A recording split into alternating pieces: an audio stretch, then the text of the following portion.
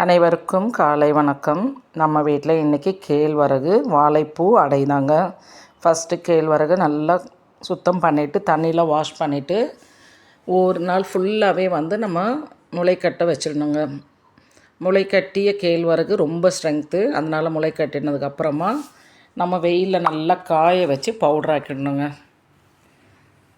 அப்போ நமக்கு நிறைய சத்துக்கள் கிடைக்கும். அப்படி டைரெக்டாகவும் செய்யலாம். நமக்கு டைம் இருந்தால் முளைக்கட்டி செய்யும்போது இன்னும் கொஞ்சம் சத்துக்கள் அதிகமாக இருக்கும். அரைச்சிட்டு பவுடர் ஆக்கினதுக்கப்புறம் லைட்டாக சூடு பண்ணி வச்சா 3 மாதம் இல்லை 6 மாதம் வரைக்கும் கூட நல்லாயிருக்குங்க. இல்லை அப்படியே கூட வைக்கலாம், உடனே யூஸ் பண்ணுறதா இருந்தால். தண்ணியில் உப்பு போட்டு மாவை நல்லா கரைச்சிடுங்க. ஒரு திக்னஸ் பதத்துக்கு கரைச்சிடுங்க. நறுக்கி வச்ச வாழைப்பூக்களை அப்படியே அதில் போட்டுட்டு, அதுக்கப்புறம் வெங்காயம், கொஞ்சம் பச்சை மிளகாய்,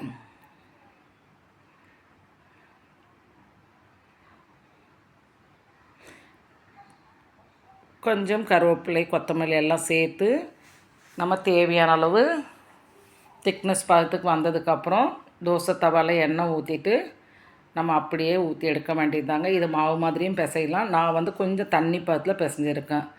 சூப்பரான சத்தான வாழைப்பூ அடை தாங்க. வாழைப்பூ நம்ம கர்ப்பப்பை நோயை பெண்களுக்கு சரி செய்யும். ஆண்களுக்கு ப்ராஸ்டேட் புத்துநோயை வரவிடாமல் தடுக்குதுன்னு சொல்லியிருக்காங்க. வயிற்றுப்புழுக்கள், வயிற்றுப்புண் எல்லாத்துக்குமே நம்ம வாழைப்பூ நல்லது. புளிப்பு, காரம், துவர்ப்புன்ற மாதிரி நம்ம சுவையில் துவர்ப்பும் ஒன்று தாங்க. அந்த மாதிரி நீங்களும் சுவையான ஹெல்த்தியான அடை சாப்பிடுங்க.